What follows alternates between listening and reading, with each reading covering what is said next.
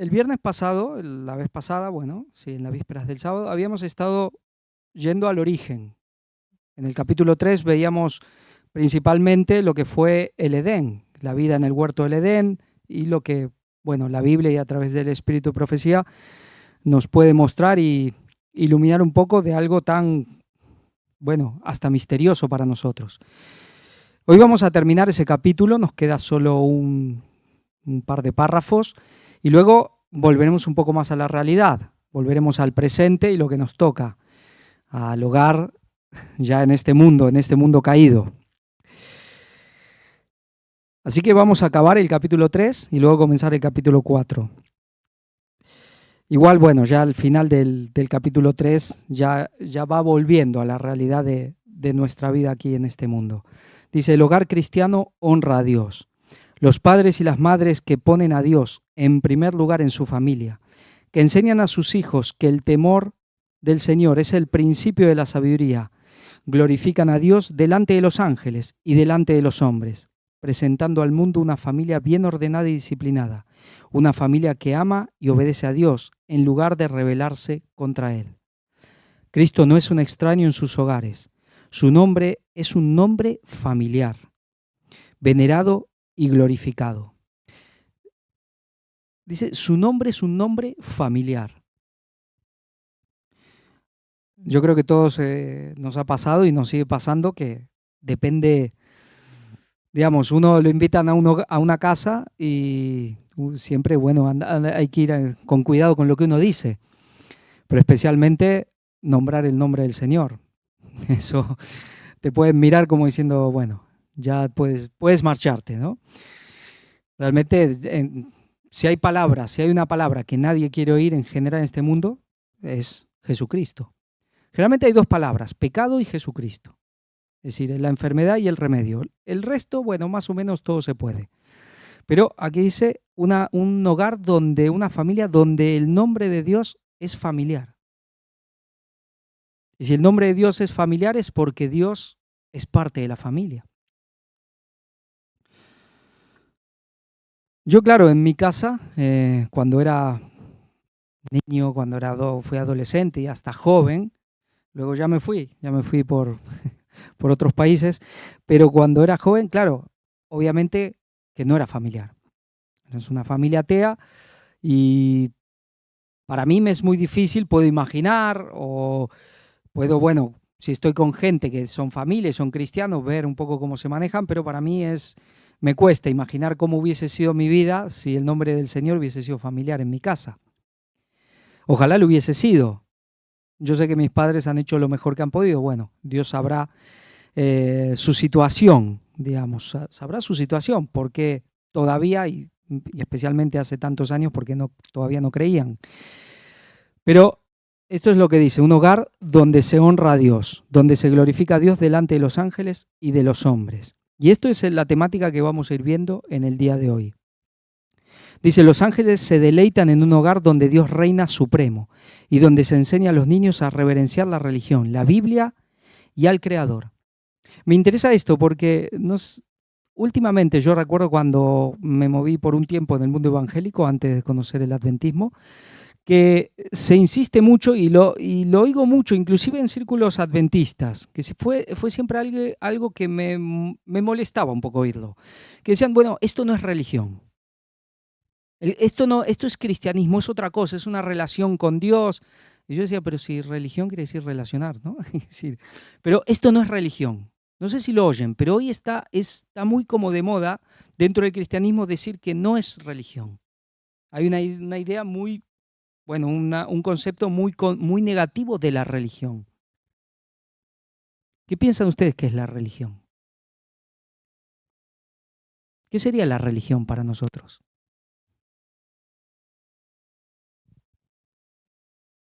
Micro.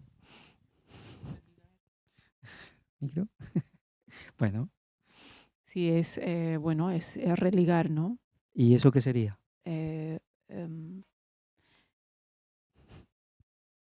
La religión. Muy bien. Bueno, Nos va a dar una clase de etimología sí, aquí, Laura. sí, yo clase de etimología difícil. Si quieres, me gustaría comentar. Para mí la Claro. religión es un gobierno. Y claro, un gobierno sin el gobernante es un poco absurdo. Tiene sus leyes, tiene quien gobierna y tenemos que tener una buena relación y una buena comunión con el que gobierna. Sí, pero fijémonos que la religión, como decía, que quiere decir religar. ¿Por qué hay que religar algo? ¿Qué sería religar algo? ¿Qué sería? ¿Qué sería religar? Es unir, ¿no? Unir. Ujú. Es que es unir. Y algo hay que unirlo, ¿por qué? ¿Por qué se une?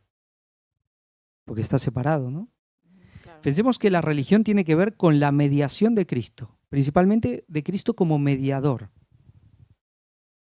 ¿Por qué? Porque el pecado hizo una separación entre la tierra y en el cielo, entre Dios y el hombre. Y se necesitaría algo o alguien que haga, sí, un puente que haga una unión, que vuelva a unir algo que se había quebrado completamente y que para nosotros ya era imposible volver, digamos, era imposible arreglar esa situación. Se necesitaba alguien que vuelva a unir las cosas, a relacionar a Dios con el hombre, a la tierra con el cielo. Eso básicamente es la religión. La religión surge, digamos, luego del pecado. Antes del pecado no había sacerdocio, no se necesitaba un sacerdote. No. La religión surge inmediatamente cuando Dios da la promesa de la salvación. Y comienzan los sacrificios y Dios da la promesa del Redentor. Bueno, el mismo Cristo ya les promete que Él iba a venir a redimir al mundo. Ahí surge la religión. Eso es la religión. Es el plan de salvación. Y eso sí los cristianos tenemos que tener claro, que eso no es algo malo, al revés. Es lo que salva al mundo. Sin religión estamos perdidos. Pero aquí dice, por eso se reverencia la religión, la Biblia y al Creador. Cuando hablamos del Creador, ahí podemos ir a hablar del gobernante, porque es el gobernante porque es el Creador. Y cuando hablamos de religión, hablamos de la mediación, de Cristo como mediador, como nuestro sumo sacerdote. Dice, las familias tales pueden aferrarse a la promesa, yo honraré a los que me honran. Claro, honrar es una palabra muy abarcante y digamos que abarca todos los aspectos de la vida. Es como honrar a padre y madre. Uno puede seguir honrándolos o deshonrándolos inclusive cuando ellos ya no estén. Y cuando de un hogar tal sale el padre a cumplir sus deberes diarios, lo hace con un espíritu enternecido y subyugado por la conversación con Dios. Eso es religión, conversar con Dios. Eso es religión. Eso es cristianismo. Por eso siempre me daba un poco de, lo veía como contradictorio, decir, no, esto no es religión, sino que es una relación con Dios. Es que eso es la religión. Pero bueno, lo oí hasta el hartazgo en el mundo evangélico y luego me dio mucha pena cuando ese pensamiento se empezó a introducir mucho, especialmente en la gente más joven dentro del mundo adventista. Ellen White habla mucho de la religión de la Biblia porque es así, es el plan de salvación. Solo la presencia de Cristo puede hacer felices a hombres y mujeres. Cristo puede transformar todas las aguas comunes de la vida en vino celestial. El hogar viene a ser entonces un Edén de bienaventuranza. La familia un hermoso símbolo de la familia celestial. A veces podemos ver esto y pensar casi como una utopía, ¿no? Algo idílico, inalcanzable, pero esto también es una promesa. Esto es una promesa. Las promesas de la Biblia, las promesas obviamente que se desprenden de la Biblia en los textos de Ellen White, son lo más alto que el hombre puede aspirar y más de lo que el hombre aspiraría por sí mismo. Es decir, el listón es el más alto, es el ideal, pero es una promesa. Si nosotros bajamos el listón, pues obviamente llegaremos más bajo.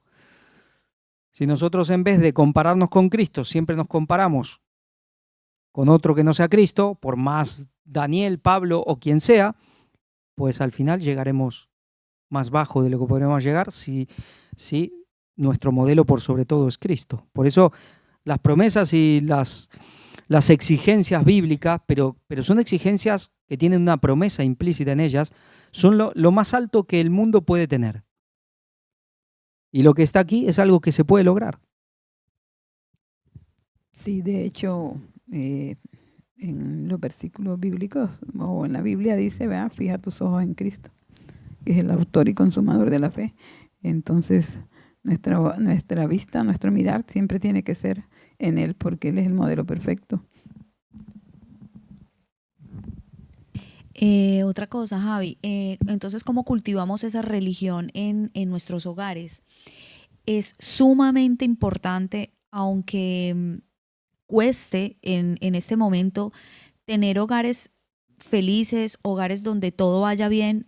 Aún nosotros como pueblo de Dios es súper importante tener a Dios en primer lugar. Importantísimo un culto familiar, un culto personal, y así se tenga pereza, se tenga prisa, lo que sea, no puede faltar, porque es como la bendición de Dios en el hogar. Hay luchas en el hogar, a lo mejor hay momentos en que los niños tienen sueño, porque el culto debería ser tanto por la mañana como por la noche, y es una manera de nosotros darle esa importancia y cómo se cultiva esa relación, o sea, de que los niños desde pequeños entiendan que Dios es lo más importante en esa casa, y enseñarles de que no les va a ir bien o no nos va a ir bien si nosotros no ponemos a Dios en la casa en primer lugar, estudiando su palabra, reuniéndonos con ellos. No hay mejor momento que sentarse en el salón o en el comedor, hablar, a exponer. Sé que hay momentos en que a veces no se quiere mucho, pero no debería faltar eso, y enseñarles de que es lo primordial en una casa, y que aunque no querramos y aunque estemos cansados, no se debería faltar con eso. Sí, a veces, bueno, vamos a hablar de esto porque hoy vamos a hablar de orden, y a veces también hay un tema de orden o de desorden que nos obstaculiza todas estas cuestiones. Es como cuando Ellen White dice que toda la semana debe girar alrededor del sábado, que es algo totalmente bíblico, no se lo inventa ella. Y que apenas termina el sábado ya debemos estar pensando en el sábado siguiente. Claro, cuando termina el sábado y todavía estamos en la noche del sábado para nosotros, porque todavía ni siquiera es domingo, digamos, en nuestro tiempo occidental que tenemos, bueno, estamos de vuelta luego de algunos problemas técnicos, tema de la tecnología. Vamos a empezar con el capítulo 4, la sección 2, dice una luz en la comunidad. Capítulo 4, influencia abarcante del hogar. El hogar cristiano es una lección objetiva. La misión del hogar se extiende más allá del círculo de sus miembros. El hogar cristiano debe ser una lección objetiva que ponga de relieve la excelencia de los verdaderos principios de la vida. Semejante ejemplo será una fuerza para el bien del mundo.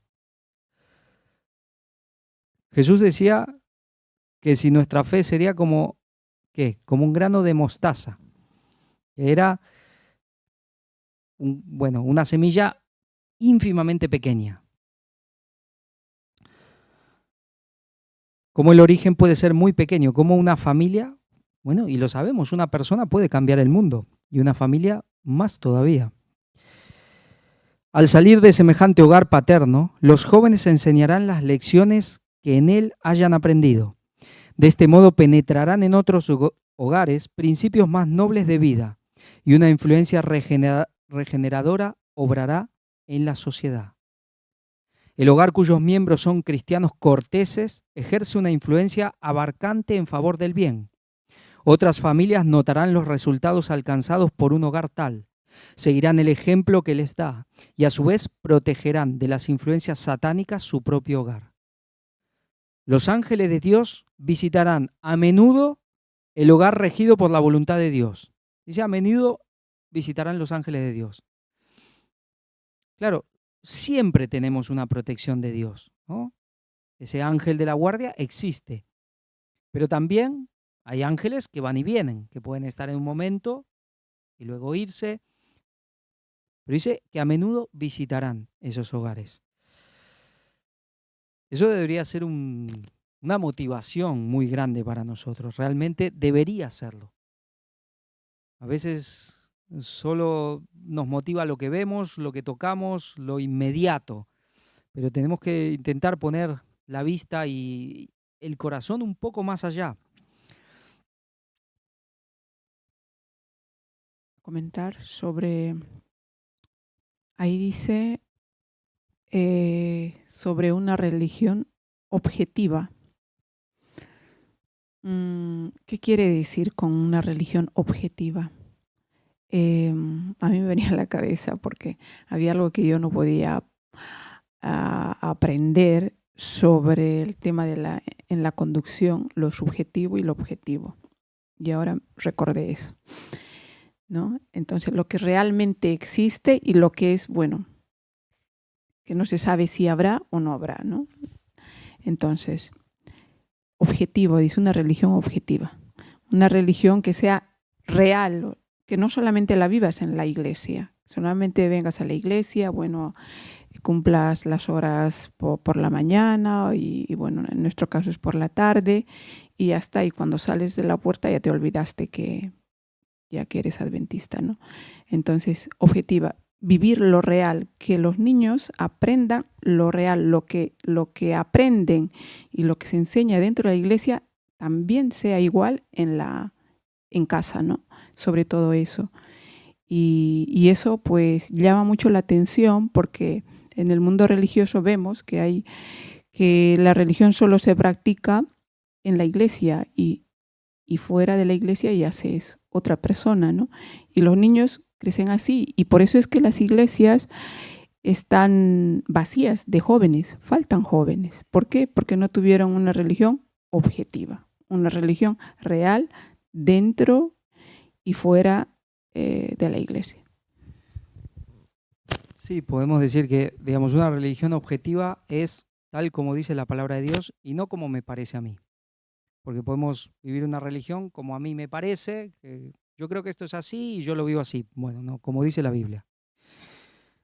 Bajo el poder de la gracia divina, ese hogar llega a ser un lugar de refrigerio para los peregrinos agobiados. Mediante un cuidado vigilante se evita el engreimiento, se contraen hábitos correctos y se reconocen atentamente los derechos ajenos. Esto es interesante, ¿no? Aparte de evitar el engreimiento, hábitos correctos, reconocer atentamente los derechos ajenos. Básicamente podemos decir tener tacto, porque a veces pasamos, ¿no? Violamos esos derechos ajenos. Es decir, ¿cuántas veces nos falta sabiduría de cómo comportarnos con el prójimo? La fe que obra por el amor y purifica el alma empuña el timón y preside sobre toda la familia. Al final siempre llevamos a lo mismo. Es una cuestión de fe. La salvación es por fe. Las obras vendrán. Si hay fe, si hay verdadera fe, vendrán solas, prácticamente. Pero incrementan esa fe también. Bajo la influencia santificada de un hogar tal, se reconoce y acata más ampliamente el principio de la fraternidad trazado por la palabra de Dios. Trazado por la palabra de Dios. Esa es la religión objetiva.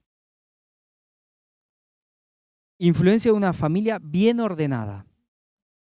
Dice, no es cosa de poca monta que una familia se destaque como representante de Jesús, que guardan la ley de Dios en una comunidad incrédula. Se requiere de nosotros que seamos epístolas vivas, conocidas y leídas por todos. Sabemos que cuando la gente sabe que somos cristianos, y si la gente nos escucha hablar, escucha nuestro mensaje, más atención nos van a poner y más nos van a leer.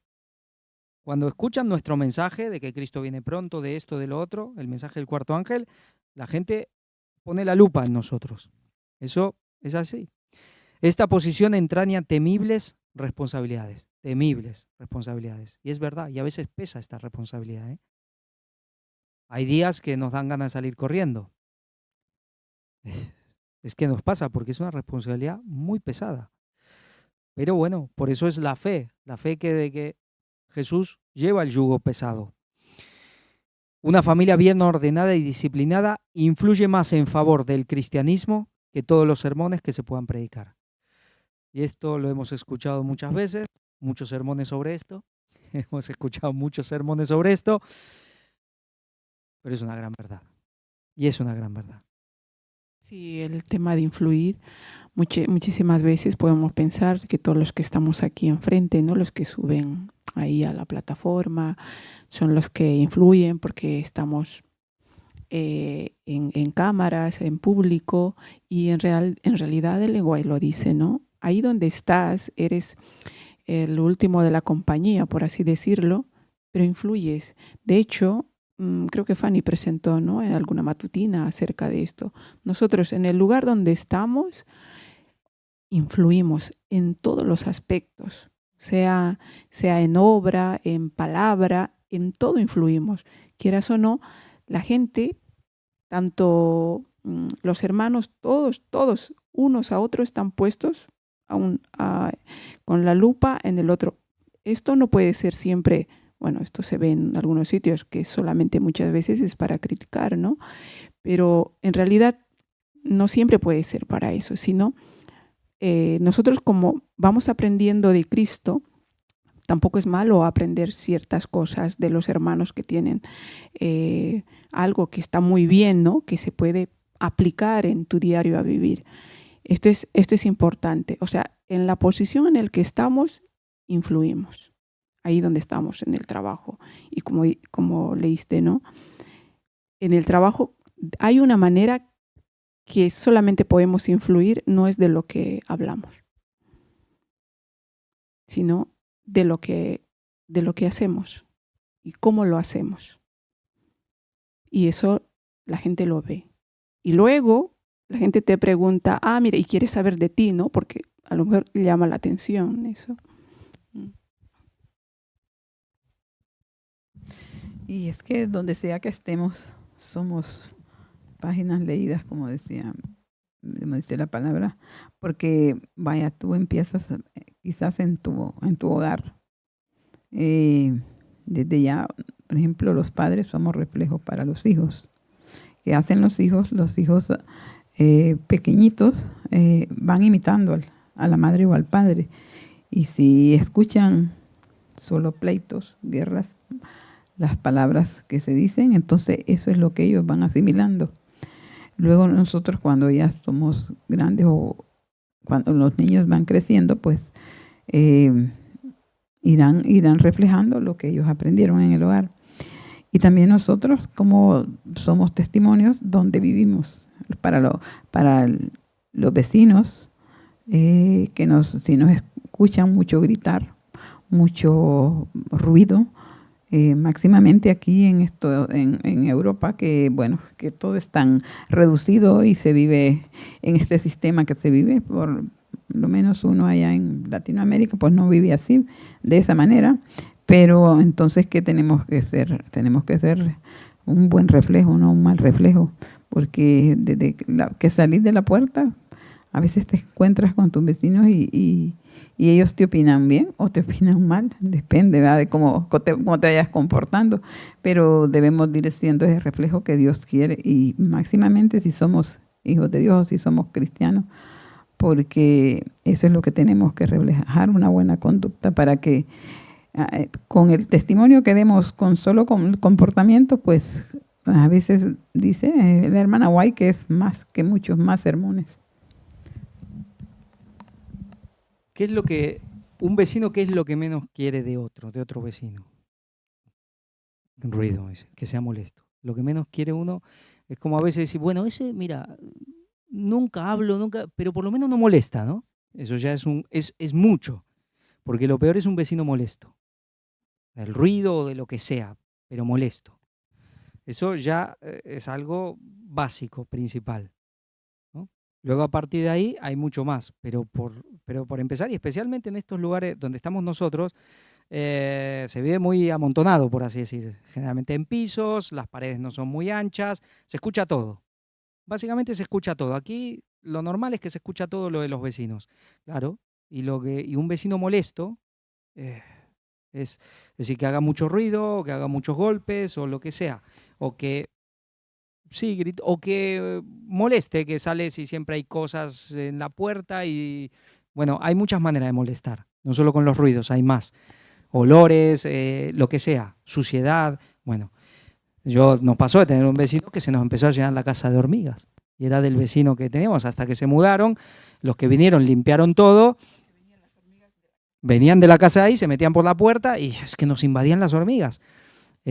Claro, en una familia latinoamericana en general todos son de aquí y son muy tranquilos y muy educados. Muchísimas veces pues se carece mucho de empatía, ¿no? El tema de la empatía, hay gente que no conoce a Dios y que lo practica muy bien. Ahora, si hablamos, por ejemplo, de Sudamérica, vivimos en casas, casi todos hemos vivido en casas, ¿no? Y claro, no molestas al vecino. Pero, ¿sabes? Hay una cosa que siempre era molestoso, y siendo cristiano, que los vecinos, para que todo el vecindario se enterara que eres cristiano, el tema de poner la música tan alto para que todos escuchen que eres cristiano, realmente esto también suele ser molestoso, cansino al final. Y es que a veces uno piensa que lo está haciendo bien, pero sin embargo puede estar siendo muy pesado con el tema de la religión, aunque no hables, ¿no? Y claro, estos aspectos tenemos que cuidar, sobre todo la empatía, es lo que falta muchísimo a la hora de comportarse. Vas a un sitio, hay una cola y ves que hay gente mayor detrás y tal, muchísimas veces el cristiano no piensa en eso. O sea, si alguien tiene que ser el primero, es mejor que sean los demás. Pero lo importante es eso, la empatía. Sí, nosotros en la comunidad que vivimos, realmente había un vecino que se ha tenido que mudar y la verdad que todos lo extrañamos un poco. Él era un hombre ya mayor y llevaba muchos años, es verdad, pero era el primero en ayudar en lo que sea, se llama Miquel. Ahora, cada mañana lo veías haciendo tai chi. O sea, espiritismo, sí, pero él era una persona ejemplar y si te necesitabas algo, pasaba algo, él era el primero en ayudar, que se me trabó la puerta, que esta. Y cuando se mudó realmente era el alma de la comunidad. Y hacía tai chi. Bueno, yo he podido hablar con él en algún momento, las cosas, bueno, ahora se ha ido para otro lugar, otra ciudad. Esperemos que algo haya quedado. Pero, sí, o sea que a veces las personas que no son cristianas dan mejores ejemplos que nosotros mismos. Mire, voy a hacer una pregunta, quizás piensan que no tiene nada que ver. ¿Qué sabemos de los cananitas, por ejemplo? La tierra de Canaán y la población de Canaán. ¿Qué pensamos de ellos? Lo peor, dicen. Y Dios mandó una familia a vivir ahí en medio de ellos. ¿A quién? Una familia grande. Bueno, grande porque había muchos de lo que sean esclavos. Él le costaba tener hijos. Abraham. ¿Cómo se llevaba Abraham con sus vecinos? ¿Qué pensaban los vecinos de Abraham? Lo tenían en buena estima, ¿no? Eran los cananitas, lo peor de lo peor. Idólatras y cosas, pero Abraham lo tenían en alta estima. En alta estima lo tenían. Estaban en medio de los pueblos más pervertidos de la tierra, pero todos lo tenían en buena estima. ¿Por qué sería? Porque se la pasaba poniendo himnos a todo volumen, porque se pasaba predicando. Hablaría, por supuesto que les hablaría de Dios, pero era un hombre ejemplar y mantenía una familia, y era una familia, era como toda una tribu, pero sabemos que a nivel de linaje de sangre, bueno, no tenían hijos, pero tenía muchos a su cargo, que era como una gran familia, eran muchos, y la guiaba estupendamente. ¿Por qué lo digo? Porque a veces para nosotros también es fácil pensar, no, es que nadie me quiere, todos me tienen a mal, porque claro, porque son todos impíos, porque yo soy cristiano, digo la verdad, y ellos no aman la verdad, y son todos rebeldes a Dios, y por eso me odian. Es fácil para nosotros pensar así, pero es la realidad. Estos eran todos, es decir, nosotros no creo que vivamos en ninguna comunidad donde toda la gente haga las cosas que hacían esa gente. Está bien, no todos andaban sacrificando a sus hijos, pero eran muy idólatras y se hacían cosas muy terribles también. Pero a Abraham lo tenían a bien. Y no es el único caso de la Biblia. Podemos ver a los discípulos que dicen que estaban a bien con todo el pueblo, con esos mismos que habían crucificado a Jesús. Y que estaban a bien con el pueblo. ¿Por qué? Porque realmente cuando uno es ejemplar, cuando uno se porta como debe ser, cuando su comportamiento es, como dice aquí, cortés, respetuoso, empático, lo decía Laura, además listo para ayudar, para dar una mano, cuando uno tiene credibilidad es confiable, sabes que en ese puedes confiar. A lo mejor, mira, pero el día que necesitan algo de confianza real, pueden confiar. La gente, a la mayoría de la gente le atrae eso. Pensemos en los valdeses, en los cátaros. Es decir, había monarcas que se ponían en contra del papado porque defendían a los cátaros y eran católicos. Hasta a veces estaban a bien con los templarios. Vaya, los templarios son los jesuitas de hoy día. Bueno, eran los jesuitas de ese tiempo. Y hasta a veces estaban a bien, muchas veces estaban a bien con los templarios. Entonces, cuando nosotros a veces, no, es que nadie me quiere, todos me tienen a mal, a veces tendríamos que preguntarnos realmente. Voy a contar una experiencia y creo que, bueno, espero que, bueno, a ver, no sé si, bueno, es que hace muchísimo tiempo yo había viajado con una amiga, ella es de aquí del país, había ido a un encuentro latinoamericano que se hacía en las iglesias. No sé si sabías algo de eso, ¿no? Entonces me gustaba participar mucho. Y en esas fuimos con una amiga que ella estaba estudiando, pero no era miembro bautizada ni nada, ¿no? Y le digo, ¿quieres ir a tal sitio? Y dice, sí, a Londres, sí, vamos. Como era latinoamericano, las reuniones se hacían cada año en cada país, solo de latinoamericanos. También había gente que eran del país o de esos lugares que se apuntaban. Entonces, algo se me quedó en la cabeza y lo voy a compartir por si a alguien se le ocurre algo esa y no lo hagan. Fue que a la hora, por ejemplo, te vas a la hora del desayuno o de la comida, hay, digamos, un buffet libre y fuimos a servirnos y tal, ¿no? Y todos los sudamericanos iban, se servían la comida, pero así, hecha una montaña de todo. Nosotras estábamos las últimas, como ella no iba, pues yo tampoco iba. Fuimos las últimas y cuando queríamos coger algo, fue en el desayuno, había casi muy poco. Y ella empezó a mirar a la gente, ella del país, una chica bien así, y no le agradó. No le agradó y yo tuve muchísima vergüenza en ese momento. Pasé vergüenza porque todos éramos cristianos ahí en ese momento. Ella estaba haciendo estudios bíblicos y la verdad, yo dije, bueno, ella se sirvió 2 o 3 cositas y ya está. Y muchas veces podemos caer bien, pero en estas situaciones a gente que no es de nuestra religión, podemos caerles mal hasta en este sentido, ¿no?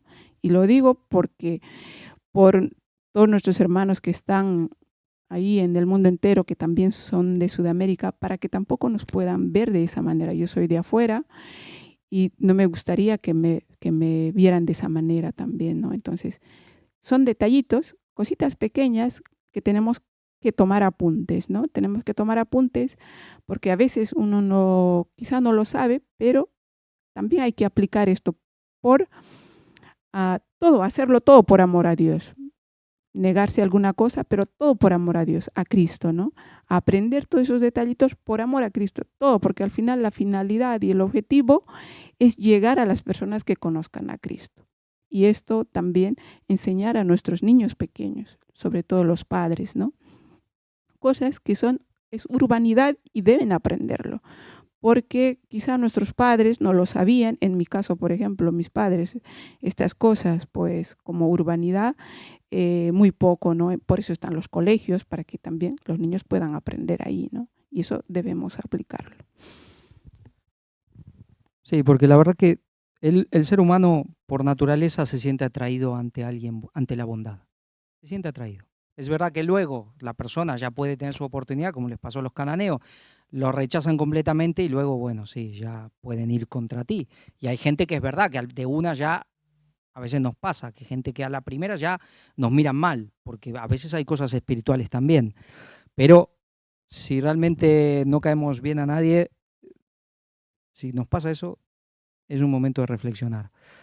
Porque decir, bueno, es el diablo que va contra mí, bueno, sí, pero es la salida más fácil. Una familia tal prueba que los padres han sabido seguir las instrucciones de Dios y que los hijos les servirán en la iglesia.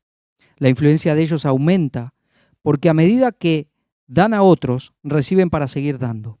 El padre y la madre hallan en sus hijos auxiliadores que comunican a otros la instrucción recibida en el hogar. El vecindario en el cual vive recibe ayuda, porque se enriquece para esta vida y para la eternidad. Toda la familia se dedica a servir al Maestro, y por su ejemplo piadoso, otros son inducidos a ser fieles a Dios al tratar con su grey, su hermosa grey. La mayor evidencia del poder del cristianismo que se pueda presentar al mundo es una familia bien ordenada y disciplinada. Y eso obviamente es extensible a la iglesia, por supuesto. Por eso la iglesia es la herramienta, el instrumento de salvación principal que tiene Dios en la tierra. Y lo que Dios quiere primero es purificar a su iglesia, porque solo así, el testimonio que el mundo necesita puede ser dado. Esta recomendará la verdad como ninguna otra cosa puede hacerlo, porque es un testimonio viviente del poder práctico que ejerce el cristianismo sobre el corazón. Claro, porque como dice también la Biblia, la sabiduría se demuestra por sus hijos. Es una lección práctica. Una familia es una lección práctica. Una iglesia es una lección práctica también. Niños son el reflejo de la familia. Hay una cierta edad donde son muy inocentes. A veces ya depende de los padres, pierden enseguida la inocencia en este sentido, porque cuando yo era pequeña, mis padres siempre me hablaban sobre el tema de la mentira, que no se debía mentir, pero claro, fíjense que a veces los padres te dicen, no puedes mentir, me estás mintiendo, pero muchísimas veces son los primeros en mentir. Entonces, yo tenía unos vecinos ahí al lado y los padres estaban ahí dentro, pero luego venía la gente, golpeaban la casa porque ellos tenían una deuda y mandaban al hijo diciéndole, dile que no estoy. Entonces, claro, ¿cómo crece el niño? Por eso es importante ser consecuente con lo que haces, con lo que dices, debes ser consecuente. Y por ese motivo a veces los niños, mira que yo cuando era pequeño, seguramente les ha pasado a todos esto, ¿no? Y uno debe pensar, porque uno también ha sido niño, porque vas jugando por ahí y aparentemente no te enteras de nada, de lo que están hablando los mayores, pero no es así. Yo, siendo como era de niña, es que yo me enteraba de todo. Me enteraba de todo porque estaba por aquí, para allá, y como una tontita y esto, ¿no? Pero me enteraba. Entonces, los niños aprenden a mentir cuando los padres ya están ejerciendo eso. Entonces, es importante que los niños aprendan en casa, con los padres, y también en la iglesia se recalca lo mismo, para que más adelante pues estos niños sean reconocidos, ¿no? Como adultos que son fieles y confiables, sobre todo, porque eso es importante. Y los niños, vayan donde vayas, y ellos comienzan a contar. Mira que es que mi casa ha dicho a la mamá eso, o el papá eso, y ¿Por qué? Porque son inocentes, tienen esa inocencia. Hay una cierta edad donde ya saben esconderlo, una cierta edad donde ya saben esconder lo que pasa en casa y lo demás. Pero una cierta edad los niños cuentan todo lo que puede pasar en casa y lo que se hace y lo que se dice y mucho más.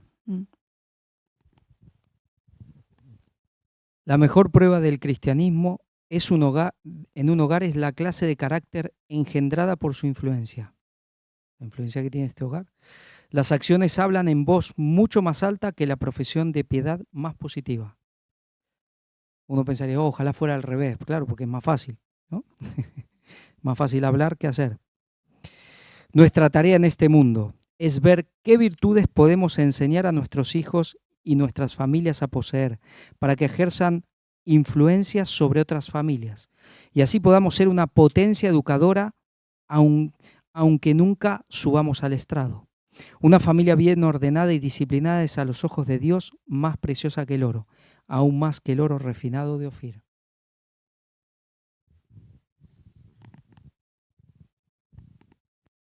Hay un papel bastante o sumamente importante, el de la madre en un hogar. Es un papel sumamente difícil, con demasiada responsabilidad. A veces los hijos les cuesta entender, porque también tenemos que hablar que esto es el ideal, esto es lo que debería ser un hogar, es como debería ser. Muchas veces en hogares, y hablo en hogares nuestros, que tenemos el conocimiento de Dios, a veces también se hace complicado. Cuando hablabas anteriormente de respetar los derechos de los unos de los otros, cómo nosotros como padres tenemos que respetar también la individualidad de los hijos, porque llegan a un punto donde en realidad tienen que vivir su experiencia religiosa. Y es complicado porque muchas veces tú como mamá, puede ser que para ellos te vuelvas pesada. Primero que todo, claro, tienen que aprender a quién deben estar sujetos, que es a Dios, viendo un ejemplo en nosotros. Luego es complicado tener que enseñarles el porqué de las cosas, porque en realidad si preguntan por qué, pues todo tiene un porqué. Yo me voy con Martín a llevarlo al colegio y él puede decir que todos los días le tengo que decir, Martín, ¿por qué? Porque tienen que luchar con una influencia que es bastante pesada. Y a veces es tan pesada que la balanza la desequilibra de todo lo que enseñas. Es verdad que los hijos tienen que aprender a afrontar los principios viviéndolos en la calle, lo que han aprendido en casa. Pero a veces es complicado en situaciones, depende de la edad. Hay una cosa que mis hijos yo les enseño mucho es, deben ser demasiado bondadosos, buenos, amables. Y aunque no tengan la necesidad de, por ejemplo, yo que tengo una hija adolescente de casi 15 años, que tiene sus propias luchas, no tienes necesidad de ir hablándole a la gente de Biblia ni de Dios, pero tu comportamiento puede decir muchísimo delante de una compañera tuya. Con Martín igual, que hoy me pegaron, que hoy me dijeron, que hoy no sé qué, que no sé cuánto. Recuerda de quién eres hijo. Recuerda que aunque es muy difícil pedirle a Dios, sé bondadoso, honesto, amable, sé leal, sé íntegro. Estamos en un mundo donde cuesta demasiado. La gran responsabilidad de nosotras como mamás, y no es fácil porque no todo se tiene que decorar de que no, es que estamos en el ministerio y tenemos las familias más excelentes y seguramente esta familia, los hijos serán una maravilla. No es así. A veces cuesta muchísimo el llevar a cabo. Por más de que nosotros los papás seamos ejemplo, es a veces muy complicado. Hay veces que los hijos tienen comportamientos que quizás nosotros no vemos, que quizás lo hacen a las espaldas o que tú dices, pero si yo no es lo que te enseñé. Y es una lucha ya luego personal y que ojalá, a ver, yo toda la vida fui criada adventista. Cuando yo salí de mi casa y dejé las cosas de Dios, y yo las volví a retornar, yo siempre recuerdo las escuelas sabáticas con mi mamá a las 4 de la mañana. Y eran tediosas. Claro, a las 4 de la mañana es cuando mejor se está durmiendo. Con 13, 14, 15 años, eso es súper pesado. Pero hoy las recuerdo y doy muchísimas gracias. Y aunque los hijos no entiendan, porque a veces es complicado que entiendan, que lo único que tú quieres es la salvación de tus propios hijos con un equilibrio, porque ahí también está. No lo pueden entender. Hoy yo por hoy agradezco muchísimo eso que hizo mi mamá. Lo quiero trasladar a mi casa. Estamos en los tiempos ya más difíciles, donde la cosa se está poniendo horrible, donde Satanás a quien más quiere atacar es a los niños, a los jóvenes, y en realidad esa debe ser, primero que todo, nuestra oración, y que ellos, cuando tengan sus luchas, puedan recordar el por qué. En mi casa es ayudar al necesitado, ¿cómo? ¿Por qué? No, pero qué pereza, mamá. No, pues tenemos que ayudar. Mira, el Señor viene cargado con bolsas. Es una manera de que vean que somos diferentes y que tampoco somos raros. Ahí quería llegar. En el sentido de que a veces los niños luego ya siendo jóvenes, uno no lo entiende por qué mamá y papá es tan pesado. Nosotros hemos sido niños y ahora nos damos cuenta del trabajo que tuvieron nuestros padres. Y digo yo, ojalá hubieran sido mucho más estrictos. ¿Por qué? Porque hay cosas que se podían haber evitado, ¿no? Y se podía haber hecho mucho mejor. Ahora, quizá tanto para los padres, para los niños, esto pueda ser pesado y duro para los padres. Pero llegará un momento en el que el Señor dirá a los padres, dirá a los hijos: buen siervo, lo has hecho bien. Los niños, el lenguaje lo dice mucho, ¿no? En conducción del niño y todo, deben obedecer a sus padres, ¿no? Está hablando de esos padres que son temerosos de Dios, ¿no? Porque también hay padres y padres. Y ellos deben, ¿por qué? Porque es lo primero quien lo rige a ellos, ¿no? Su disciplina, porque es el Padre. Dios directamente lo hace directamente a través de los padres, ¿no? Su disciplina. Es que eso es importante. Eso es importante, que tanto los padres y los hijos deben reconocer de que todo es por su bien. Y los padres, la responsabilidad que se tiene, porque un día también Dios nos va a reclamar, ¿no?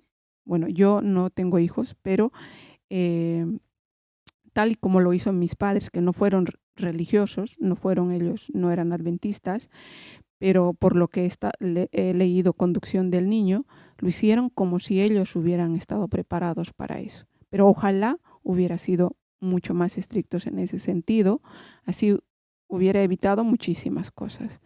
Pero en cambio ahora, todo el ministerio, la iglesia, tiene el privilegio de conocer. Hoy en día, ahora mira, se está dando el hogar cristiano. Quizá hay hogares que nunca han leído este libro, pero ahora está para eso y hay que aprovecharlo lo más que se pueda. Y es importante eso. Aunque tus hijos te digan, es que es esto, aunque ahora no lo entiendan, más adelante lo entenderán. Sí, yo lo que pienso mucho es a veces el cómo. Uno sabe a dónde quiere llegar, qué es lo que tiene que hacer, pero cómo llego, cómo lo hago, ¿no? Porque pienso mucho en, digamos, el tema, bueno, cómo hacer, cómo poder inculcar en los niños, es la tarea que tienen los padres, aparte de las cuestiones de las formas externas, inculcar valores y principios sólidos y que sean valientes. Yo veo mucho a los jóvenes y aparte de los principios, creo que ellos tienen que saber que tienen que ser muy valientes. Porque es fácil aislarse y, bueno, mira, lo educo yo, lo crío yo, lo hago todo yo, no quiero que tenga amigos, no, porque lo van a corromper. Pero eso al final no sirve. Entonces, los jóvenes, los niños, tienen que ser valientes. ¿A qué me refiero? Es fácil en un grupo y más con los jóvenes, bueno, que si todos hacen esto, yo también lo hago, que si todos van para allá, yo también voy para allá. Entonces, tener esa valentía y esa personalidad de poder conservar esa individualidad y tener límites, decir, aquí no paso. Y tener límites. Y si alguien te dice lo que sea, pues mira, me entra por aquí y me sale por allá. No me importa. Ese valor lo necesitan. Tener principios sólidos y ser valientes. Para no dejarse arrastrar por influencia simplemente para pertenecer o para que no me digan que soy raro, que soy esto, que soy... No. Tener muy claro el objetivo de la vida. Sí, y que está claro que a los hijos se les debe de enseñar en el hogar toda la disciplina, o sea, bueno, inculcarle los valores, claro está, y el estudio de la palabra de Dios, pero también debemos de enseñarles sus tareas diarias, porque si dejamos a un niño que no haga nada, que vaya creciendo así y no tenga responsabilidad, a la larga eso también le va a perjudicar. Por eso a los padres yo les aconsejo que por favor, tanto padre como madre, se les enseñe a los niños a trabajar en casa, porque eso es muy importante, porque nosotros como padres no debemos de ir cargando la responsabilidad solo a nosotros. A los hijos hay que enseñarles que ellos también tienen una responsabilidad y eso les ayuda mucho a la hora de tomar también decisiones. Es muy importante. Y claro, por eso todo va combinado, ¿va? Entonces con disciplina y también con respeto, como decía Natalia ahora, que uno también como padre también debe escuchar también a los hijos y hacerlos que compartan sus ideas y nosotros como padres escucharles a ellos también. Pero todo tiene que tener una relación en un hogar. Toda situación que a veces creemos que no es importante, pero todo lleva a formar una persona, a formar un hijo, a formarlos para que estén en la sociedad y para que sean como deben de ser, ejemplos, especialmente los que pertenecemos a la familia de Dios. Otra cosa que quería decir, a mí me preocupa extremadamente en el tiempo que nos encontramos. Lo hablo con Leire, lo hablo con Martín. Estamos en juicio.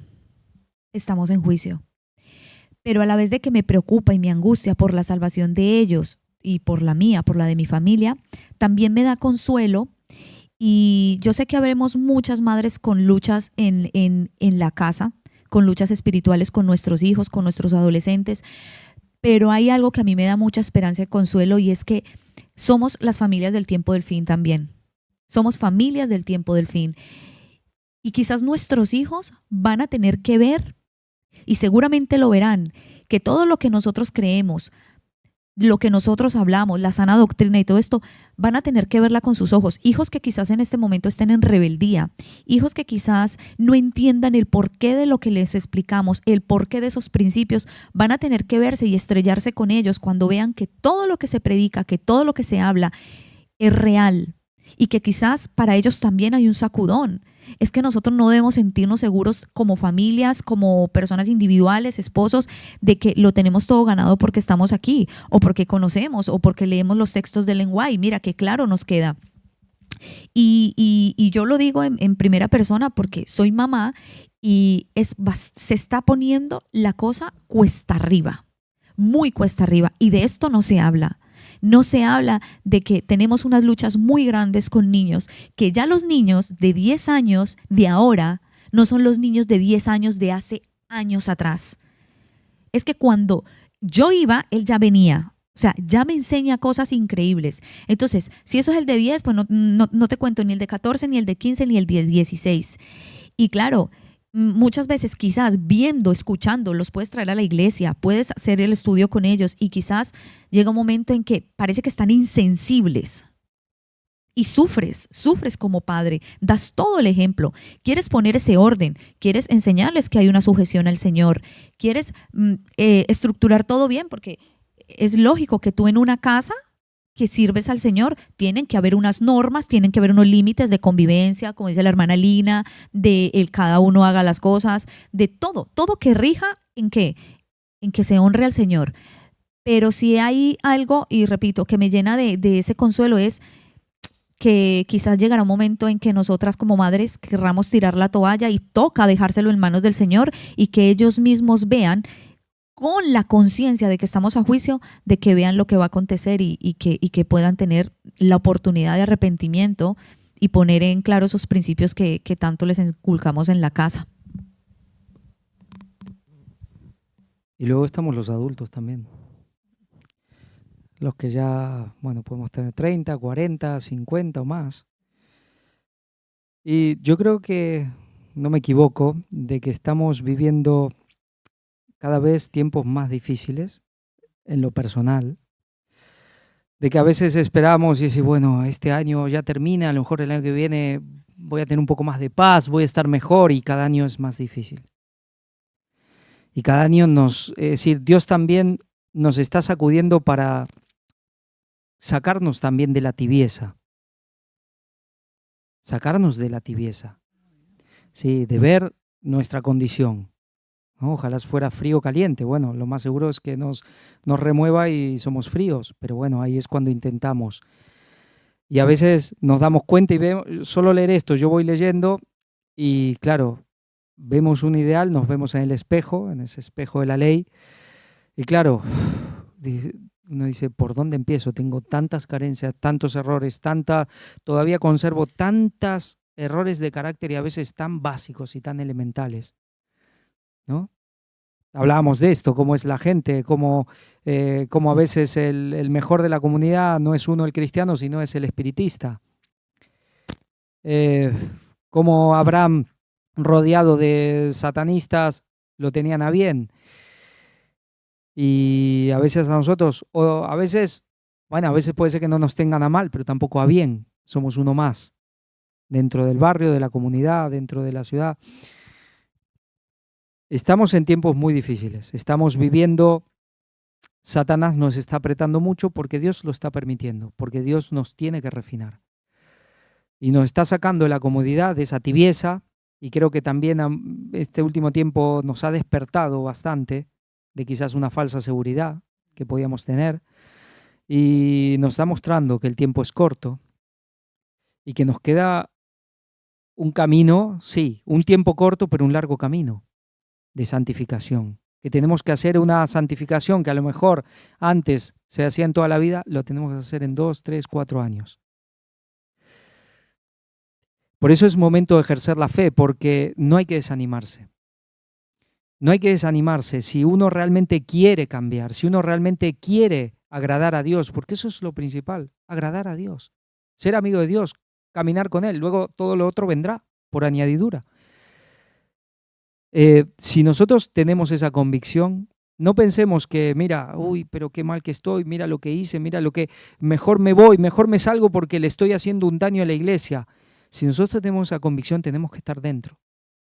No nos vayamos, no nos desanimemos pensando que mejor fuera, mejor me aparto, mejor ya no le hablo a nadie. Bueno, es verdad que hay momentos para hablar y momentos para callar, y hay veces que no te sale hablarle a nadie porque te sientes tan mal, bueno, pero al final hay que seguir haciendo la vida cristiana, y esto comienza en el hogar. Por eso el hogar cristiano, porque no es, bueno, ahora voy a salir a la calle y voy a ser voy a ser un Daniel. No, es que esto comienza en el hogar. Daniel era Daniel porque desde que se levantaba, se postraba mirando al templo. A nosotros ya no nos tocará eso, pero nos toca así postrarnos ante Dios, y ahí comenzaba su vida. Y pasara lo que pasara, o lo podían echar a la cueva de los leones o no, él seguía haciendo lo mismo. Y comienza en el hogar. Pero necesitamos de fe, necesitamos saber que Dios nos perdona, que Dios ha pagado por nosotros, que Dios nos ofrece siempre la misericordia, y que con fe Él hará esa obra que quizás podemos ver que es imposible, porque lo es. ¿Cómo puede arreglar esto que soy? ¿Cómo puede arreglar este corazón que se inclina hacia tanto el mal que hago? ¿Quién me librará de este cuerpo de muerte? ¿No? No hago el bien que quiero, sino el mal que no quiero. Y uno dice, bueno, es como en Argentina decimos un pato criollo, a cada paso ya sabes, ¿no? Cada paso que da va dejando ya sabes. Pero por fe, si tenemos fe, pues Dios nos puede hacer inclusive de los 144.000. Y eso debemos tenerlo claro, debemos aferrarnos de las promesas. Si realmente queremos estar con Dios, si queremos hacer su voluntad, no nos desanimemos, no nos apartemos pensando que es mejor estar fuera que dentro porque le estoy haciendo un daño. No. estemos dentro, porque si estamos fuera, a peor. Y esto se puede cumplir, pero tenemos que comenzar en nuestro hogar. Tenemos que comenzar desde que nos levantamos hasta que nos vamos a dormir. Tenemos que, lo que aquí hablamos, tenemos que ordenar nuestras vidas. Y si ahora, bueno, es que mi vida es un desorden, mira, quiero ordenarme y no, pues seguir perseverando. Y cada día, con fe, pedírselo a Dios y Dios lo ayudará. Dios lo prometió y Él es el autor y consumador de la fe. Pues si no tenemos nada más que decir, pues concluimos entonces esta pequeña exposición del hogar cristiano, este pequeño coloquio. Todo lo que, bueno, dijiste, también es importante, ¿no? Que todo Dios lo hará en nosotros por fe, pero es importante que nosotros también pongamos nuestra parte. Es eso. Nosotros, todo lo que nos da pereza hacerlo, hay que hacerlo. Entonces Dios va a obrar. Dios nos cambiará porque al final ese deseo está. Yo deseo ser redimida, deseo ese cambio, ¿no? Como ya muchas veces hemos repetido, nacer de nuevo. Todos necesitamos nacer de nuevo, desde el más pequeño hasta el más grande. Y ahí no puede quedarse. Entonces, debo poner de mi parte. ¿En qué es lo que estoy fallando tremendamente? En cosas de la urbanidad, pues entonces debo aplicarme en eso, ¿no? O estoy fallando en esto, pues poner de mi parte. Y ya Dios hará. Y es poner la fe ahí. Poner en lo que nos falta, Dios va a poner lo que haga falta. Y repetirnos en nuestra mente, cada día muero. Eso tenemos que llevarlo siempre en nuestra mente y aunque nos dé ganas de tirar la toalla, porque hay momentos que pega eso, pero levantarnos, porque somos humanos, la carne siempre pues nos tenderá a traicionarnos, pero que sea un momento, pero luego levantarnos siempre y agarrar ese vuelo que Dios nos ha enseñado y no quedarnos ahí, aunque lo miremos todo oscuro, pero que podamos ir cada día con ese pensamiento de que es más fuerte nuestro Dios que el mal. Amén, así es. Así que bueno, hermanos, que tengan todo un feliz sábado. Dios mediante, mañana estaremos aquí por la mañana. Habrá escuela sabática, habrá culto. Nuestros hermanos, varios están allá ya en Estados Unidos. También hay encuentros, se presentarán cosas sobre el tema de el futuro que le espera a Estados Unidos y al mundo. Así que bueno, sigamos adelante. Siempre recuerdo el himno Fírmese adelante. Dios lo bendiga mucho. Maranata 2031. Amén.